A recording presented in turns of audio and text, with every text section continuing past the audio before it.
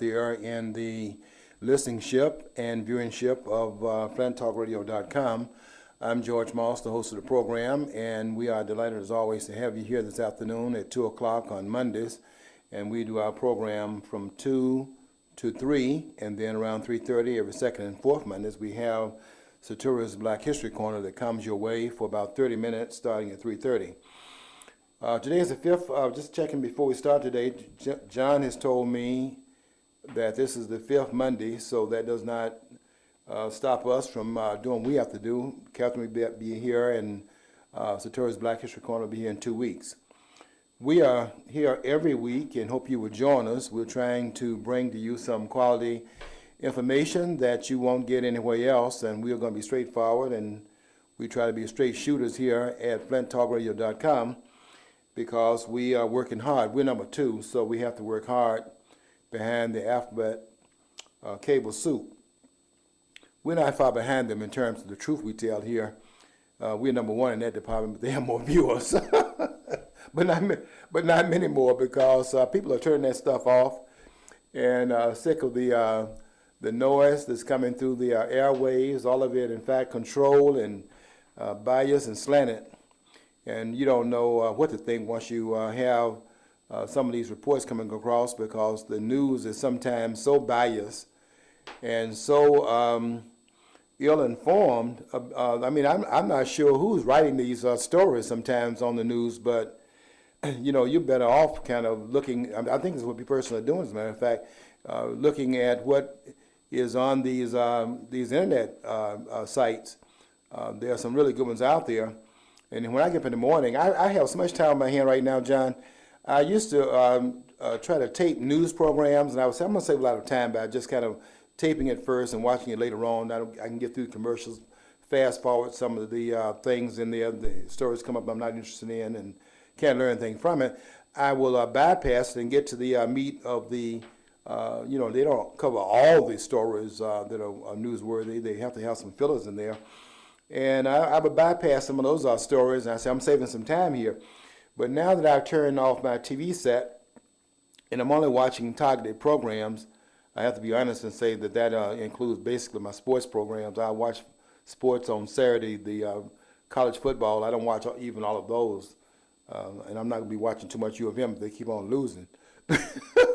But I do watch, some college football games. Don't watch any pro ball games on Sunday because I can save that time to my reading. But I watch some. Then I watch boxing. But beyond that, you can take my TV sets out of my house now, and I wouldn't even miss them until the weekend because I'm pretty much watching TV one day a week. I won't say that because you'd actually have some of your neighbors taking me up on that probably just like I would. Well, you said take them. Yeah, right. That doesn't mean through my window now. I'm just saying if you, and I don't need them, and not that I'm going to throw them out. But I really have found a lot of time now for my reading, and I'm reading some really big books right now. I'm reading this one book, which I'm going to share some of the things out of it today with you. There's one book called The House of Morgan. This is a big book. And this person named Ron Chernow, I have to say that I got 4 of his books. After I read pretty much all of this book, I went and got 3 other books by Chernow because this person does some digging into what he's writing about. It seems like he writes a lot of biographies. I don't know. I don't know him that well, but there are 4 books that I've gotten that he's written. Because I was so impressed with this book called The House of Morgan, and it was so well written, and the reading of the book was so exciting. Just to turn, you could hardly wait to turn the pages. And so I went and got the other books by him. One on John D. Rockefeller called The Titan, and I'm going to read that book not next, but down the road, maybe in 2 weeks. Because I got my list out of books I have to read for a series I'm going to be doing on Facebook. But Chernow's book has one on George Washington, a biography. I'm looking forward to getting to that book. Got one on Alexander Hamilton, and then one called The Titan on Johnny Rockefeller. I'm doing a lot of reading right now in terms of the finance because I think we have to look at the history now through the financial end, and I'm not as up to speed on that as I am in terms of looking at the political end of it, where you study the politicians and how they were doing what they were doing, and you kind of learn that in the university. They don't cover too much in economics. You know, they don't. Years ago, they used to have classes in political economy, Yeah. and basically that was kind of a combination, pulling into both of those disciplines. And you don't see that taught as widely. No. I don't know if it was ever taught that widely because actually, you want to know about it. It seems economics, you basically get news all the time from one source. Currently it's still back to the Keynesians and the Keynesians and stuff like that, and it's always keep on going back to one or two sources, and they usually swing back to the Keynesian view. Yeah, that's true. And John, they would. I had. I won't call names on the air without their permission, but I had one class when I was at the University of Michigan, and that was an economics class. And what they did, it was just the charts, and you do the economics. You don't really go into the history of those persons, the bankers, and the politics of banking and things of that sort. And so you get a very skewed. I mean, economics is looked at as not being anything. It didn't have anything to do with history as much. But what I'm doing right now is I'm beginning to fill the holes in, and I'm reading books on the bankers and the banking network, so that I can see the history through the lens of what were the business community persons doing, so we can get an economic history to go along with and be a side to the history that we normally study, which is really political history. See, I don't know if you see on the History Channel, if you ever want to, I got the DVDs for the series of The Men Who Built America, about Carnegie, and about Ford, about J.P. Morgan. And it does dramatizations and stuff, but it's well done. It's really well done. Is that a CD? You say they have CDs on that? They're DVDs. They're like really cheap. They're like through Amazon. You can get it's both of them, and it's got like 6-8 hours of of viewing stuff on there. Really? And it's like $14.95, something like that. Yeah. Well, if you ever want to borrow my copies, how much you gonna charge me? No, I'll just let you borrow. They might be available. Available on Netflix too. I don't know. I haven't checked. Wow. They might be there. How long have you had that? Because you never said that before. A few months. Actually, the series came out like last year, and I watched it. And I saw it 2 or 3 times. They played it back to back, and they did a real good representation. And we were talking about J.P. Morgan. They talk about when J.P. Morgan, he was talking to his dad, Julius, about going into backing this electrical wiring people, and his dad opposed that. And then he said, "See, we're not here to make money. Remember where our loyalties lie, Pierpont." And that's which means he was there actually. I think it was a branch family of they came here to establish a bank connected to the Bank of England. And the Bank of England was run by the Rothschilds. So I mean, and anybody years ago, I used to hear people saying that stuff, and they were all groan and roll your eyes if you mentioned the Rothschild family and banking. And thing is, you keep on going back. It is that family that actually is. If J.P. Morgan still largely, is connected to that legacy. Yeah. How these other banks are. John, let me ask you, John, because I think you and I disagree on this one. We agree on a lot, but I think we disagree on this one. How do you see? You said Pierpont, so you're talking about Julius Morgan's son, and the Morgan that we all identify with because he's tied into the Federal Reserve Bank, although he wasn't alive when it was finally signed into law by Woodrow Wilson in December. He had died 8 months earlier in April 1st, I think it was, 1913. But how do you see Morgan, J.P. Morgan? Like everybody else, are a mixed bag. I mean, if you actually just want to look at, we like to believe we're like the capitalist system, but let's face it, certain things seem like to have a better idea, and they got behind the right idea. If you just look at a more current thing, the 80s, there's 2 forms of format for videotaping, the Betamax, and there was also the VHS system. So one won out over the other. Obviously, the VHS, everybody knows that. Beta, very few of us said. And I was in the industry. I was connected to audiovisual technologies at Mott. And basically, the technology there for the Beta was actually a better quality image. So you look at banking, you look at everything else. It pretty much all boils down to that. Basically, for some reason, even though you got a better product available, one will always run over the other. And it might be largely because of political things. We can't see. So go back and say, I wish they hadn't done this. that's easy for anybody to do. Hindsight's 2020. He's a mixed bag. I mean, he did some stuff I would say I was definitely be opposed to with my ideas about belief system, about maximization of liberty for the individual. Also, the taking the money out of politics. Well, they're the ones that brought money into politics, largely in this country. So those kinds of but there's a mixed bag. I mean, it's hard to find out, figure out which way it would have fell about if the things really, truly ran under a capitalist system. I mean, we'd have more cars available because you wouldn't have this conspiracy to shut down all competitors. Like you'd had maybe a Tucker automobile out there instead of. I mean, and it'd probably been better for the consumer in many ways. Yeah. But so it could fall about either way. It's a mixed bag though. I think they were visionaries, but I also think they're greedy to the point of absurdity. Yeah. Well, I knew we were going to have a point.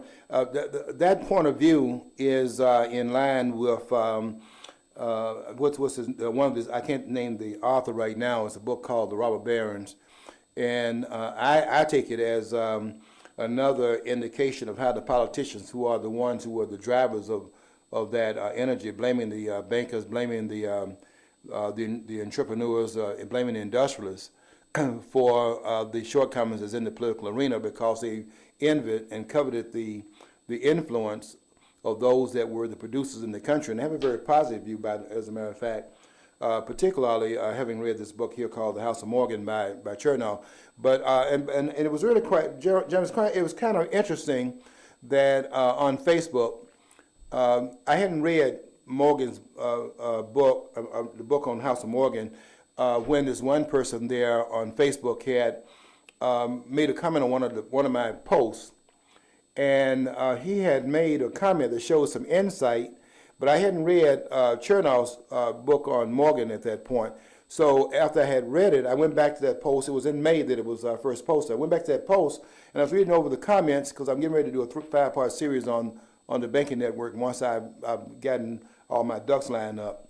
And so I went back to that one article I did in May, and I was reading what this one person said, and I knew there were some insights this person had. And I asked him, I said, can I ask you, I know this article was written a long time ago, but can I ask you if you have read Chernow's book called The House of Morgan? And he told me that he had, because I saw some of the ideas in that post that he had written that had to come from a studied point of view, and I kind of tied it down to what was in this book. But he had said about what I had written at that time. He said, "You're one of the few persons that I think he's a professor at one of the universities," and he said, "You're one of the few persons that understand the that part of the history that you wrote about." And I didn't have as I said, I didn't have all my T's crossed, all my I's dotted at that point, because I had not read. I'm a political historian more than I am an economic historian, although I have a minor in history, a minor in economics. But and I have a degree master's degree in economics.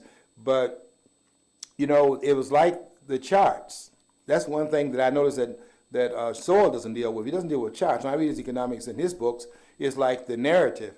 So I'm doing a narrative now, and I have the charts down, but I didn't have the history down, and that's what I'm getting. But I was very much amazed to read what I read in that one post by this one gentleman, and I wanted to know if he had read Chernow's book, and because he sounded a lot like that was where he was getting his information from.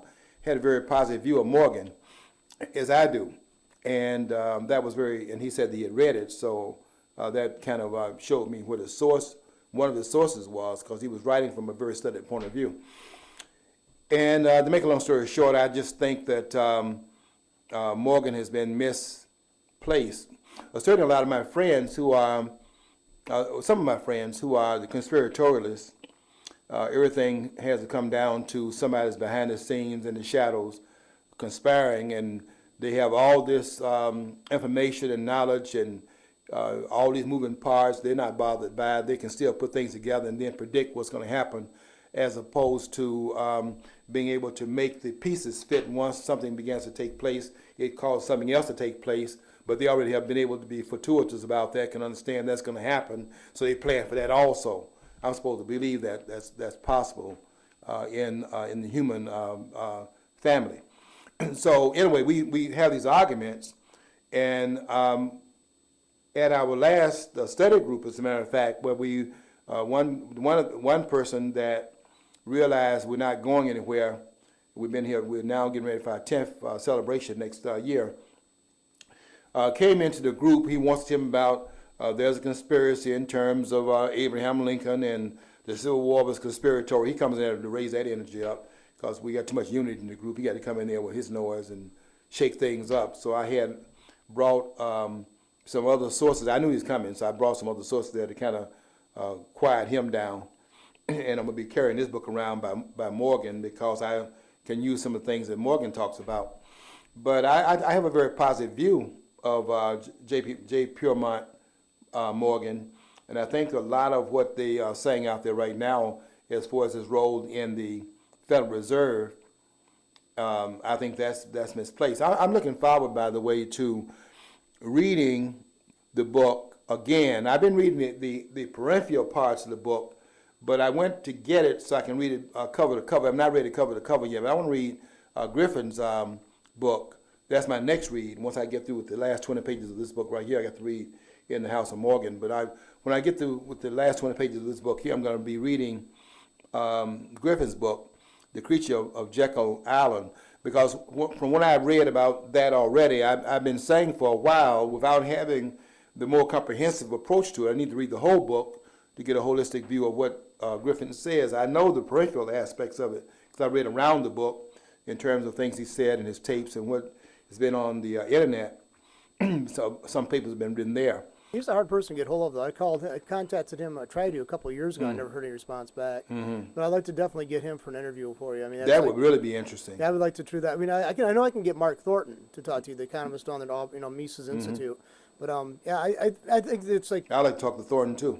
I don't know if you ever heard of it, read his stuff. But Yeah, I have. He's actually quoted a lot of books, like the Politically Incorrect Guide to Slavery. He's actually quoted there several points. Yeah. So. And it's about from an economic point of view, that is, Yeah, anybody, John, you know as well as I do, anyone in the Mises Institute that is affiliated with that institute is well worth spending some time with. I'm reading a lot of those persons affiliated with that institute. I don't even call it university. I think it's above the university level, but what they're doing over there.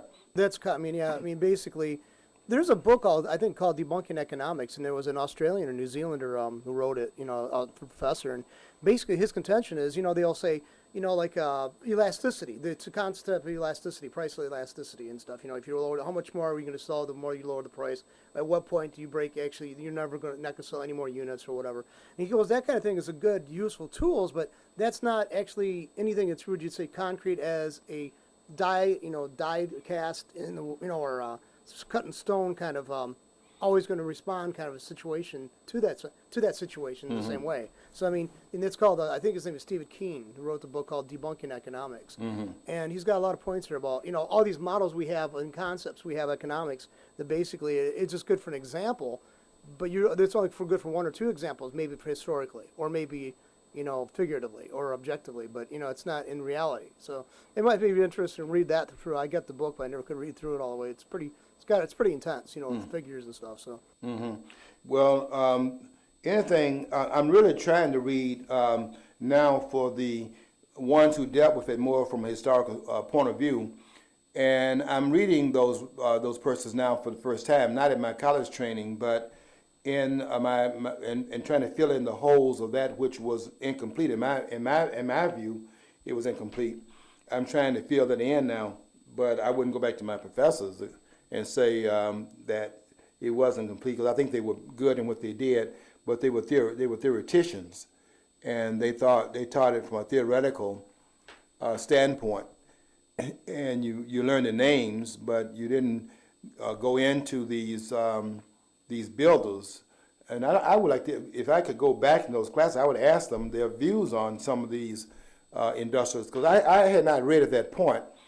I hadn't really read Ayn Rand, and I think that would have raised, having read Ayn Rand, Ian Rand, I guess they told me I'm pronouncing it wrong, but having read her works, it really I would have different questions, and I would be writing different papers than the ones I wrote, particularly in undergraduate school. When I was just writing, when I look back at what I wrote during undergraduate school, look at some of those papers, and I'm saying to myself, now that I'm above that level, how in the world did I write that, and how did I justify passing that paper in? I got a good grade on it because I guess I was saying what the teacher believed in.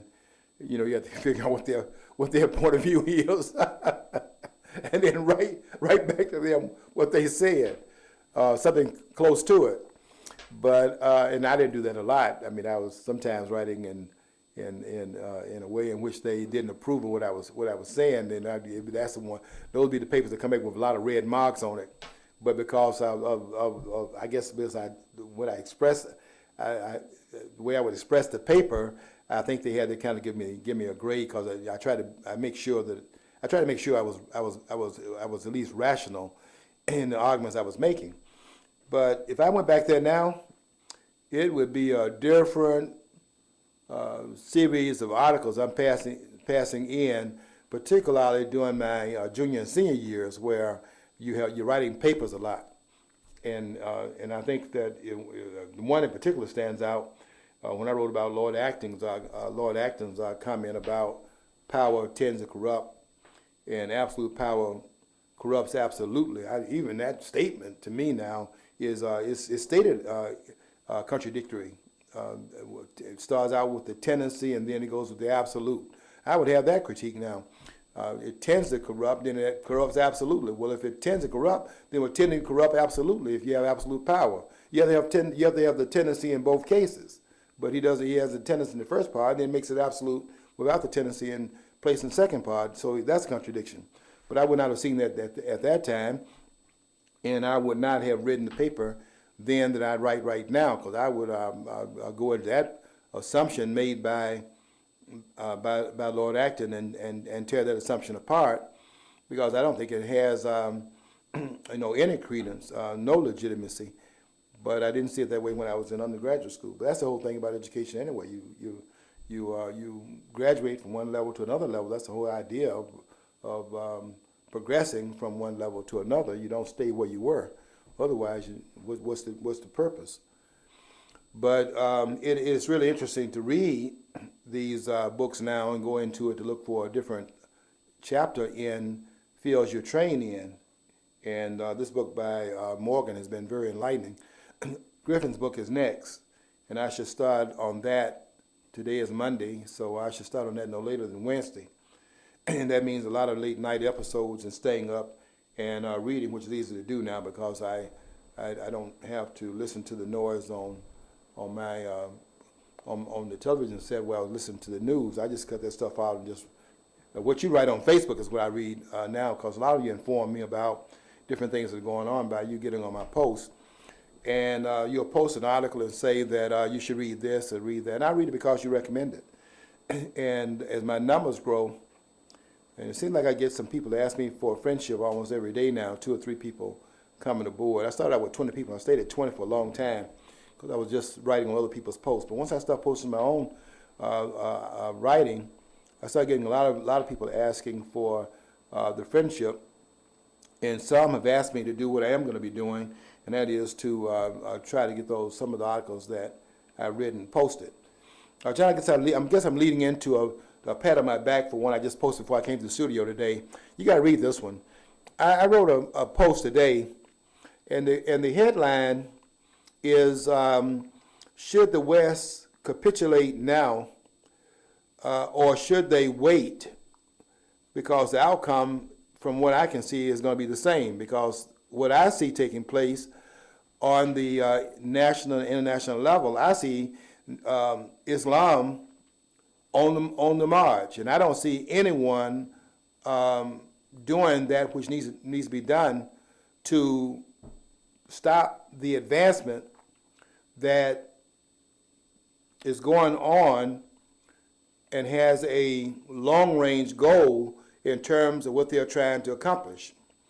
Because I think this is the third charge of Islam in terms of the intention that starts in the 7th century of building the caliphate worldwide. And I think this is the third installment of it, and they're coming stronger now than they did in the first two. And I quite frankly don't see the kind of standard bearers that will be able to resist this movement in the long run. I don't see the, and I wrote about that. That's why, and I had to do. I'm doing a 2-part series on this one because I couldn't get everything out in part one. But I have to say this. I'm not bragging, but I do have to say what I think to be true here. And I think that this is one of my best articles that I put on Facebook. And I think I'm writing, from what I've been told by a lot of people from different parts of the country, that I'm writing the longest articles on Facebook. People even ask me, do you have any hobbies? It doesn't take me long to write. They are long articles, and I have to kind of sometimes do parts 1 and 2, and I've done parts 1, 2, 3, and sometimes 4 and 5 because I know I'm long-winded, so I have to kind of break it up because I know readers have some other things what they want to do with their time. And I do want people to read what I write. I'm not just writing because I'm just throwing some hot air out there. I do put some time into it. But it's not nearly as much time as people think I'm putting into it because on the left, it's not that I'm sitting there hours and hours and hours to compose this. I write it and then I proofread it and then I post it. And I don't think I've ever spent a whole lot of time, I mean it's like an hour, in the composition, another 5 minutes to read it, and then you have to break the paragraphs up, because I have not learned yet how to interface what I write on Windows, and then I import it into Facebook, and it never is imported on Facebook so that the way you wrote it on Windows, it never interfaces the same way. The paragraphs are tighter and the spacing is different. I'm using the wrong fonts. I think Facebook is in. John, I don't know if you noticed or not. Facebook, I'm trying to use Helvetica right now because when I was using Roman, it would always do some different things on the Facebook. Do you know what the Facebook is written in? What the fonts are there? Is it Helvetica? I don't know. I never even thought about that because I know it comes across to me. Those font types, you got to be kind of observant because a lot of them are so similar. New Times Roman, all these other ones, they're kind of blur together after a while. So I never even thought about that. Yeah. The only reason I thought about it was because when I was in Africa, one of the persons that was the hotel, it wasn't a hotel, it was the bungalow I was living in at his site.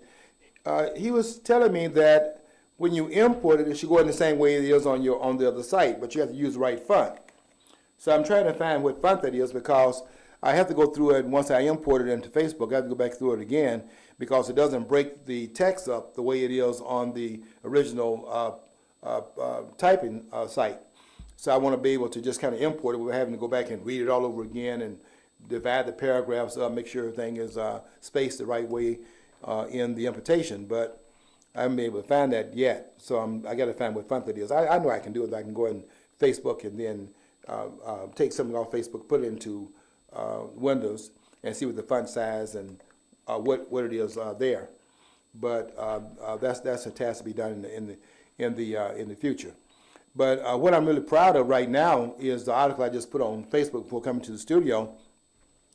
I'm not bragging. I guess I am bragging without wanting to take the credit for it or take the hits that I'll be getting for people saying, you always saying this and then you're saying the other and saying you're not saying it.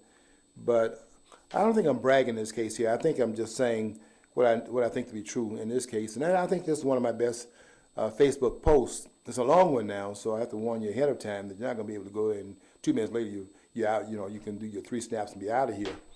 It's going to take you a little while to get through it. But what I'm raising, though, is a question that I think the West is going to have to come to, and that is, are they serious about maintaining a presence in the world in terms of being an influence out there? Because all I see is capitulation. And it is getting very. I said last night watching videos on YouTube of some real heavyweights. Steve Emerson, who's written books about Steve Emerson's book called American Jihad, and he has a book out called. In fact, these are the same books about the hard and soft cover of the same book. You know, Hilaire Belloc, he, in the late Victorian era, he actually warned the West. I forget which book it was in, but he warned against the West about the resurgence of Islam. Mm-hmm. My own grandfather, when he passed away, he died in 1980, 81. I was going through his papers, and he was actually writing stuff. I'm assuming maybe some of it was largely embellished from somebody else's writing, but he was railing against the Nation of Islam and other Islamic organizations. He thought that was a threat because he was a Hungarian, and the Hungarians fought, you know, for years against the Turks who were Muslim. So I think that historically he had kind of an animosity and an animus against that. And so, you know, you have to take that with a grain of salt. But here, I mean, I'm reflecting. I wish I'd have kept all those papers because he actually said back in this was the 60s and 70s these writings were from. He saw this resurgence of Islam in the Western culture, and he was really terrified for it. So, Yeah, well, I wish if Hilaire Belloc was back now, you know, wrote this poem which said, whatever happens, we have got the Gatling gun and they have not. I wish you were here now and see these guns that are everywhere. Every time you turn on the TV and look over in the Middle East, they're in these caravans, one truck after another, and everybody got their guns up in the air, and they're letting you know they're coming. and they are focused, and they are determined, and they are confronting and stating what they're going to do, and should be taken at their word. And they're actually saying, and they mean this, that they are going, that one day they're going to have the flag of Islam flying over the capital of the United States. This is what they're saying. And they are not playing. And they're very certain, they're very confident, and they're willing to stay the course. And I don't see, that's why I wrote this article, for part one, I was dealing with it from the United States. And tomorrow, in part two, I'm going to be dealing with the Quislings. That's what I called them in the article today. And that was the Quislings that we go across the water and look at the Quislings in Europe. Because that's all I see is equivocation on the part of leadership. And I have to tell you and be honest with you, on the part of the American people. I'll give you an example. In the shooting that occurred in Moore, Oklahoma, not shooting, this is where a person beheaded Alton Nolan. Beheaded a person in Moore, Oklahoma, and when you behead somebody, that's a little bit of sewing you got to do. I mean, in order to behead somebody, you got to move that knife back and forth. You got to hold the person. You got to be doing some sewing to do that. This is not stabbing. This beheading someone is a very vicious. You have to be driven. You have to be psychologically mad to do that, because if you're just trying to stop a person that's presenting a threat, that is not what you do. And if you're just trying to terminate a person's life, that's not what you do, because there's ways to do that without severing the person's body. That's a different level of carnage when you are beheading someone. And when they said that the person was beheaded, I looked immediately. I have to tell you, that, yeah, I guess I'm profiling, but I'm not profiling without any information. And I think we need to stop apologizing in this country for profiling if you're profiling based upon something that deals with a database, because that means that you're making an assumption based upon some evidentiary claim that can be made based upon past events. As if, I mean, otherwise you have to say that there's no need to know anything. And so I immediately thought that the person who did it was a practitioner of the religion of Islam. I didn't think about Buddhism.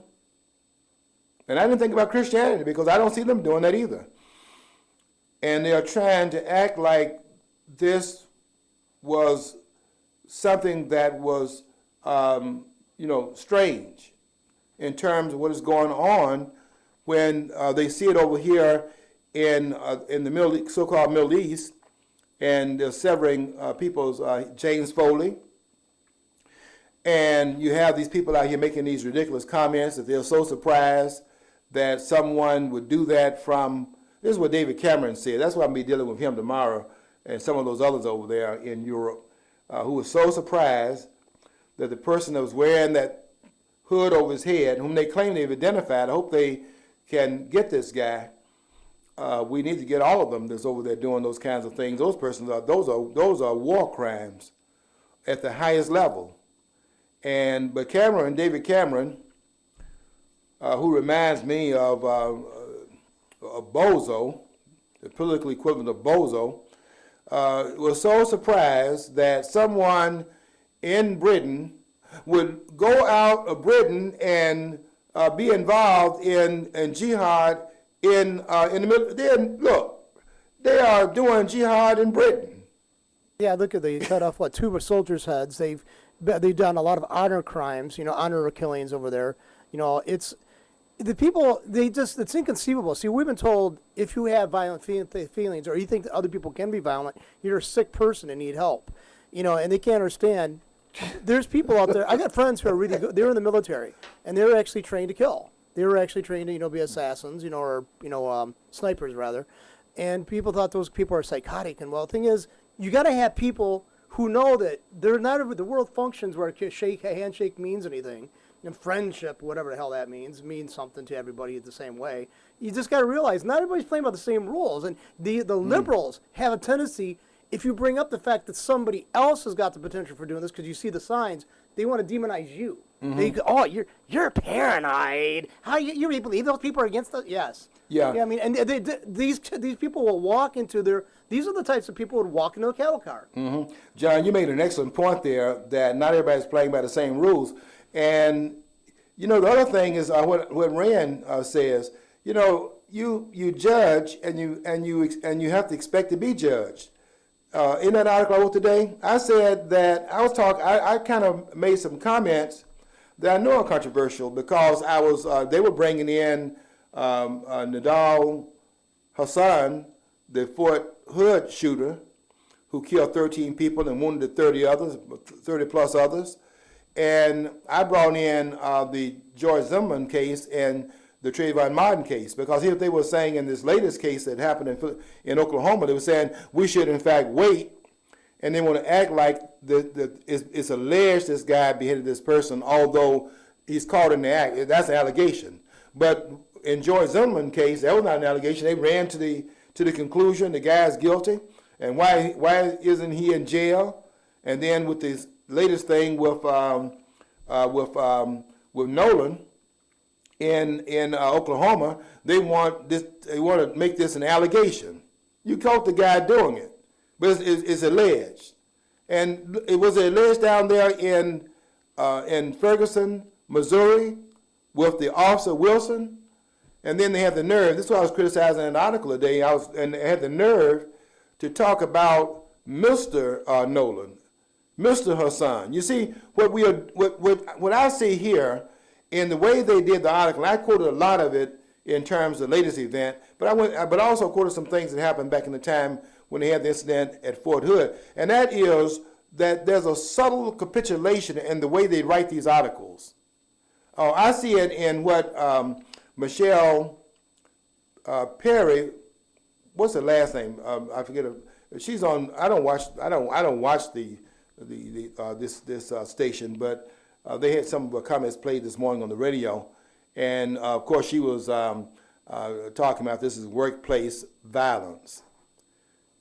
It's always workplace violence when you don't want to say that this is a Islamically this is a killing that is that's motivated by the belief in Islam. Because they're the only ones doing it. And of course, I know people are going to want to say, well, they're not all doing it. Well, the ones that are doing it, we can attach a certain religion to those who are doing it, because the Buddhists aren't doing it. I hear you hollering about Glenn Beck's, the Mormon church, they're not doing it. It's like, I like to, even Bill Maher, who I detest, actually he's arguing with some liberal, and he said he tried to equate, all religions are the same, and even Bill Maher, who hates Christianity and Christians, had to say, no, not exactly. No, you're not right on this. Took him to school. I mean, let's face it. It's an insanity to say that we're all the same. Boy. I mean, another thing is true. They always want to point to the fact that Christians killed Christians. Yes, at a great violence to their own way of existence. But before they go off on that, they don't realize 90% of the people was controlled by a governmental church called the Roman Catholic Church or others, that went out there and didn't allow them to read the scripture for themselves. They kept the population inadequately educated, so they couldn't do it, so they couldn't challenge it. And it has these great movements of Christians wanting to call for butchery of people happened since the Reformation, but not usually based upon religious principles alone, but perversion of the religion to fall in lines with political mentalities. I would say Christianity, if you're looking at the basic tenets of it, unattached from some kind of political institution, would probably be it is hands down the best way of viewing the world. It's the most universal. Yeah, Christianity went through an enlightenment period, and Islam has not gone through an enlightenment period. It's still interpreted the same way it was back in the 7th century, and that is a problem in terms of how it is being practiced by too many. If you say 15 to 25% of the Muslims, that is between 150 to 300 million Muslims we're talking about, with 1.5 billion Muslims being on the planet.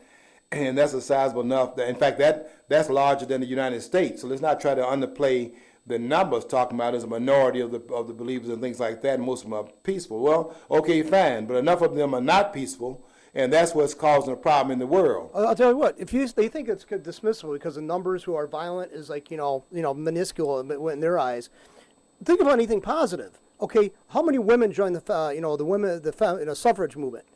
Very few probably in that time. Mm-hmm. But now who enjoys all of it? Once the numbers get up, they get more bold. Anybody, any organization, a group, once they already got established, now they have basically, it's usually 10% of the population is on board for something for the occurred. And it was 10% wanted to end slavery. It ended. It was 10%.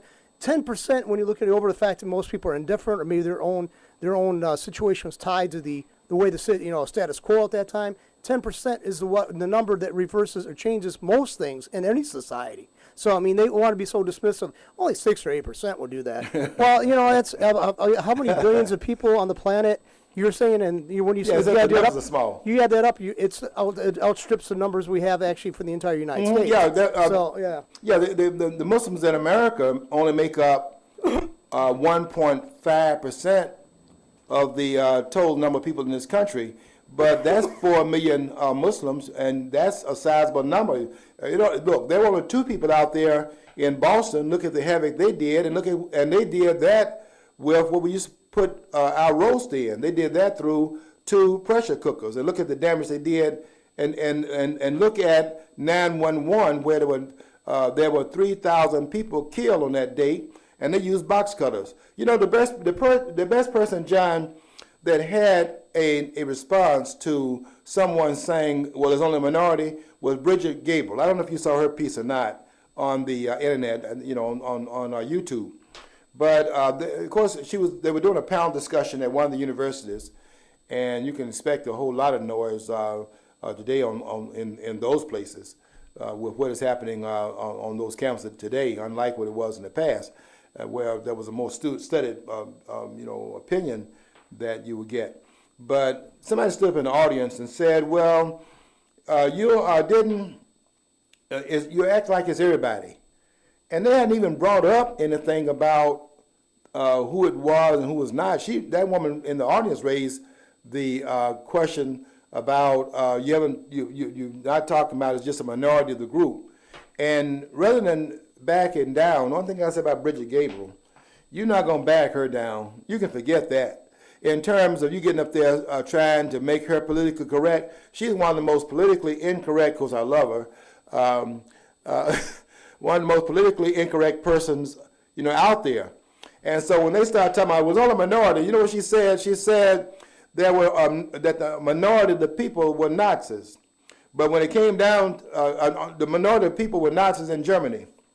Most persons were not Nazis, but it didn't. The minority didn't. A minority of the people, it didn't matter. There were a minority of people that were in Japan when they went into Manchuria. which they later on called Machuco, in 1935. And a minority was there, but the minority didn't matter in terms of what Japan did, in terms of what John Toland talked about in his book called The Rising Sun, where John Toland was talking about how in the Japanese treatment over there in Manchuria was so bad that even the Germans were talking about how bad it was. But the minority didn't matter. In other words, this idea that a minority is not consequential is that there's always a minority is involved in these atrocities. That's every time some mass shooting happens, they want to take my gun rights away, and I've never misused my gun in my entire life. So they're so concerned about me having a gun, but guess what? They're not going even if they took guns from everybody who's willing to hand them in, they're not going to take away from the nut jobs who want to butcher people. So I mean, basically, they just want everybody sitting around like prey. They don't care. It's not about caring about other people. It's about so they can actually rule over you unchecked. Mm-hmm. That's what it's all about. That's what it's all about. Yeah. John, if we are doing anything of service here, I think at the studio, I think what we're doing is we are, in fact, trying to be honest with those who are tuning in our programs here at the studio, and that's all we can do. I mean, I think we have to take some responsibility for the turf that you occupy. You can't, obviously, can't do what I once thought I could do. When I was younger, I thought we were going to save the world. And you fine-tune that, and you're going to save maybe half of it, and you find out, well, maybe that's not true either. And you get around to, well, where I put my footprints are, then I can probably take some responsibility for that piece. But that's all you can do. Yeah, and so you just have to try to you have to be honest in your dealings with the people that you interact with and what they're going to get. We had some very good responses last week when I was doing this radio program that I was doing Wednesday morning, and a lot of people were kind of texting during the program, and they were showing me what the texts were, and they were saying, we can't believe this guy is saying that. People are saying the very opposite, and here's a black person saying what he's saying, and we can't believe it. And I'm saying, in response, I don't care how unpopular what I'm saying is. If I believe it, and I've done some study to believe that it has credence, I'm going to say it, and I could care less how it's taken by the public. Well, people Doesn't don't bother know me. people don't know you so much, and I've listened to a lot of black conservatives up on, and a lot of them, I'm going to be honest with you, I think a lot of them are lisping what they think people want to hear. Mm-hmm. Okay, I really Not do. gonna do that. But I see one thing that they don't know about, a lot of people don't know about you is you were employed in the education sector for 39 years in the public education sector. And you've seen movements come and go politically. You might have been involved in parts of that. And you had some intentions and some good hopes for this, and it doesn't turn out. And then you start examining, do the post-mortem. People don't understand you were part of that, Yeah. And so you're not just reading stuff, hey, I think a bunch of white folks are going to like me to hear me say this. I mean, you're seeing the validity of what some people are saying and saying, this is what they're saying is accurate. Yeah, what you see, John, that's why when I run the critiques all the time. I mean, it's criticism, really. I did a radio show this past Saturday, and they always invite me back. Once I run out of the times they schedule me like 4 times over a course of time. Then I did my last one on this current one Saturday, and they asked me after it was over when we're going to schedule you again, and so we'll do some more in the future. But in going to the studio, there's one person that was finishing this program up, and the other one started after that was over. And he was saying, before I went into the studio for the taping, it wasn't tape, it was broadcast live, and he said, there's that George Moss, and he has some strange, I think he said strange, not funny, strange ideas. And he told me he was a liberal, and I told him that, as if I didn't know that, and I said, and he said that, and I said, that's the problem.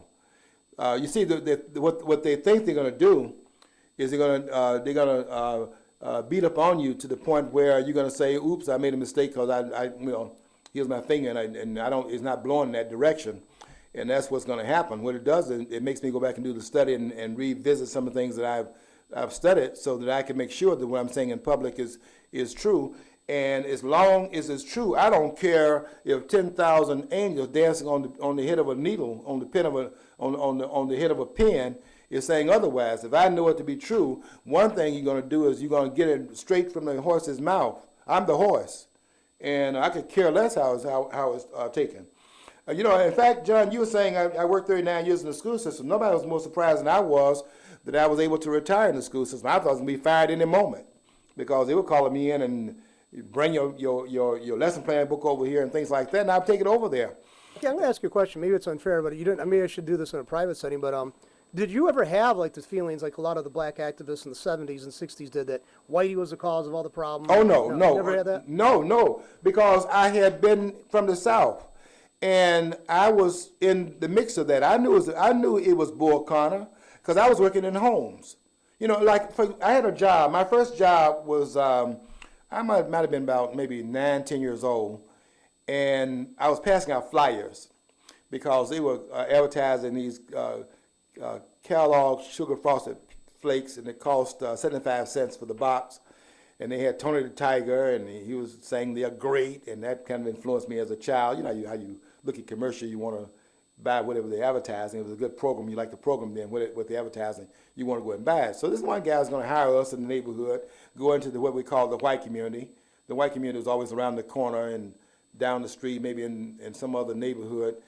You live close to them, though, because they were geographically proximate to the black community. It wasn't like they lived across town. You had these suburbs at that point. They lived in the same neighborhood, just not in the same block, or maybe around the corner. You lived around on this side. So you go and you would pass the flyers out for these companies. They were advertising their products, and they get the boys to do it. And I would go and pass the flyers out, and I would knock on the doors and give them a flyer.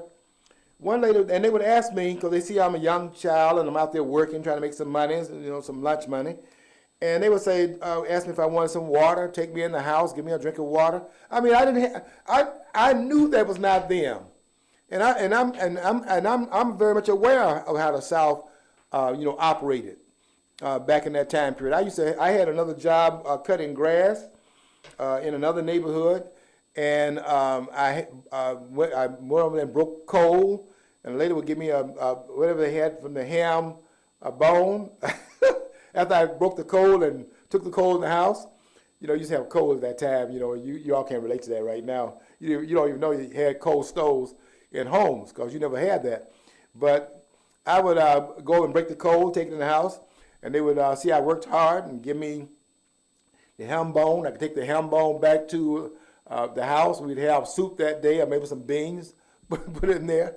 So I had relationships that showed me that this was not comprehensive. So I never had that view, that all that nonsense. In fact, you know what? I was a conservative and I didn't even know it. But I had roommates. Some of them were Hispanic roommates, white roommates. One of my roommates right now is a doctor out there in Grand Blanc. I won't call his name out because I don't want to advertise his business. He ain't gave me nothing free. But he's a podiatrist out there. Very good person. He was in college. I had a house over there on Josephine Street, still do. I don't live there, but I have it and still own it. And I would have roomers, and I would, if they were going to school, I'd charge a little bit less money for it. They could afford it. He's now a practicing doctor in Grand Blanc, and he was a roommate of mine for a while. There are a couple of teachers that were roomers there. They'd have some problems in their households. They get thrown out of the house, the wife, they get a divorce, so they come over there, and it was just like that was no problem for me. And so I did not buy into the noise. Now there are some things that came out of the 60s I could buy into, the ideals and things like that. I bought into that. But this idea that you have from some of these people out there hollering this nonsense where they flip the script of where you have God is white and the devil is black, and then they reversed it. And devil food cake was black and angel food cake was white, and all they did was just reverse the script. No, I didn't buy that stuff. The white man's a devil, all that kind of noise. No, because I knew where that came from. I saw the original, and when I saw the the pilots owned. They just changed it because they were too lazy to create anything on their own and flipped it. No, I went in the classroom and taught against that. And those that heard me saying that the slave master did X, Y, and Z, that was history. And they want to make it appear that you were making an indictment against a whole group. No, that was the slave owners that were doing it, and there was only a few of them in the South, given how many persons in the South. There were only about 317,000. Let me get that straight. There were about 300,000 plus slave owners and a population of 8 million, so it wasn't everybody in the South that even owned slaves. And so that narrative that they were carrying around, trying to act like it's comprehensive and we are innocent and claiming innocence, everybody else is guilty and claiming racial innocence, I never bought into that because I knew the history was something different from that. And that's why my voice is so different right now, because what I'm saying that very few people are saying, because very few are qualified to say what I'm saying. I'm not bragging, but that's true.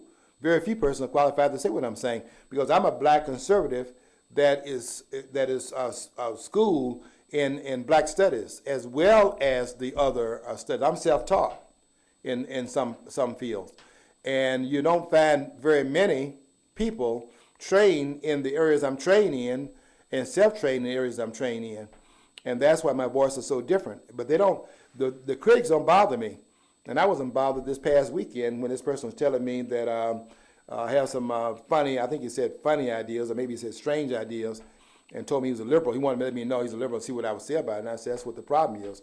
All you parrots out here. Yeah, that's what it seems to be. I mean, you like another thing is too. We're supposed to be outraged when a conservative does something, but when the Democrat liberal does something identical to it, they find a way around it. They make it different. Yeah. I mean, I don't understand. I mean, if a Republican president went around whining about, like Obama did, I inherited this mess, it was George Bush's fault. If anybody said, you didn't hear Nixon say that about the mess he inherited from Johnson and Kennedy and Eisenhower and everybody else. He didn't whine about it. You never heard that from him. No. And that was Richard Nixon, and he was kind of a jerk, but, I'm very upfront with my opposition to this administration. I oppose almost everything that that President Obama is doing, and also Holder. And I'm going to continue to oppose what they're doing, because I disagree with the slant that they're putting on what they're doing up there in Washington and leading this country. Leading it where? Leading it back to the days of Bull Connor is what they're doing. They're doing it from the other side of the racial aisle. In fact, I just wrote an article on Facebook about that, because I object to this characterization of Obama as being a black president. Obama's not a black president. Obama's a white president. Another thing is, too, even if he's a communist or whatever, his whole political awareness is formed by the white European Western world that he says he's rejecting. The whole way of framing everything, if he is a communist or leaning that way, is basically comes from the people he hates so much. Yeah, and from Bill Ayers and Saul Alinsky is where that comes from. But I wrote a post because I wanted to change I wanted to redirect the racial narrative about this president. Obama's father is Kenyan. If he goes to Kenya, he's a black Kenyan. But his mother is not his mother was white. And I'm not talking about his mother. I'm talking about his lineage. And his mother was white, and he's American through his mother. So that if he is, in fact, an American citizen through his mother, how is he a black American? How is that possible? He never spent any time in this country in his formative years dealing with the average black child from the areas like the ghettos or the bad areas. He's never been there. He's never been there. Obama is a psychological basket case. The man doesn't know who he is, and that's why he's doing some of the things he's doing. Every time something happens between a black person and a white person, he wants the blacks to know that he's on their side, regardless of the evidence. That's why he had to have the Beer Summit when he didn't even have the facts of what happened with Professor Gates at Harvard University. Just knew that the man was black, and therefore the officer who was white, that he was therefore acting stupid. He didn't even know what the evidence was. And he doesn't know what the evidence is when he had adopted this son that he never had, and just knows that if it had a son, he looked like Trayvon Martin, as if that has anything. And what's that got to do? What's love got to do with it? And what does that have to do with anything? He looks like your son. What's the evidence in the case here? and was he's trying to identify, because this man's background is different than any person's background, not just in America, anywhere on the planet. You can't find this person anywhere else in the world. Now, I've been in Africa, 17 countries. You can't find this person.